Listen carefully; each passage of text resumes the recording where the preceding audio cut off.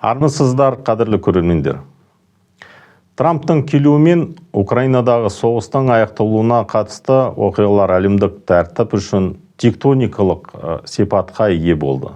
Трамптың Украина қауіпсіздігін қамтамасыз етуден бас тартуы, бұл рөлді Еуропаға беруі біртұтас еуропалық армияның құрылуына алып келеді.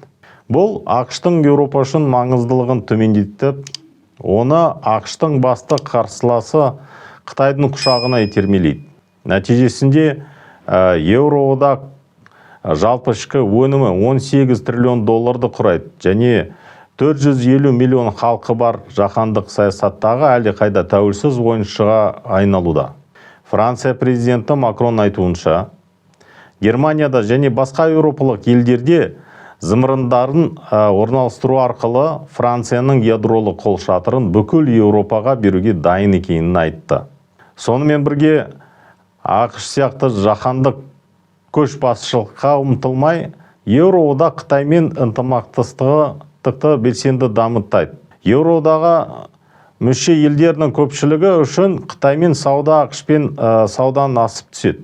Бұл ақш пен Қытай арасындағы тарифтік соғыс жағдайында үдей түседі. Америка Құрама Штаттармен тарифтік кедергілерге байланысты Мексика жаһандық оңтүстікке, әсіресе Қытайға көбірек назар аударуға отырып, саудасын әртараптандыруды жоспарлап отыр. Қытай қазірдің өзінде Мексиканың екінші ірі сауда серіктесі болып табылады. Сауда көлемі 2024 жылы 100 миллиард доллардан асты. Соңғы 5 жылда Мексика мен Қытай арасындағы тауар айналымы орта есеппен жыл сайын 8% көп өседі. Канаданың премьер-министрі ақш-тың 1 наурызда енгізілген қорғаныс тарифтеріне де қарсы шықты. 2025 жылдың наурыз айында Канадада ақш-тан импортталатын тауарларға 25 баж салығын енгізді. Бұл шешім ақш президенті Дональд Трамптың бастамасымен Америка Құрама Штаттарының канадалық тауарларға баж салығын енгізуде жауап болды. Жаңа тарифтерден зардап шеккен тауарлардың жалпы көлемі 107 миллиард ақш долларын құрайды. Нәтижесінде ақш-тың ең ірі көршісі және одақтасы Канадада Қытай мен Ұлыбританияға қатысты сауда саясатын әртаптандыруды мүмкін. Бұл нені білдіреді? Ал Қазақстан үшін бірінші кезекте Қазақстан арқылы өтетін Еуропа мен Қытай арасындағы логистикалық жолды белсенді түрде дамытылады деген сөз. Дегенмен бұл ретте Қазақстан бүкіл орталық Азия сияқты халықаралық қатынастардың жаңа парадигмасын қайта қарауы қажет. Трамп әкімшілігінің іс әрекетінің прецеденті әлем болжауға болмайтын және кезеңге өткенін көрсетеді.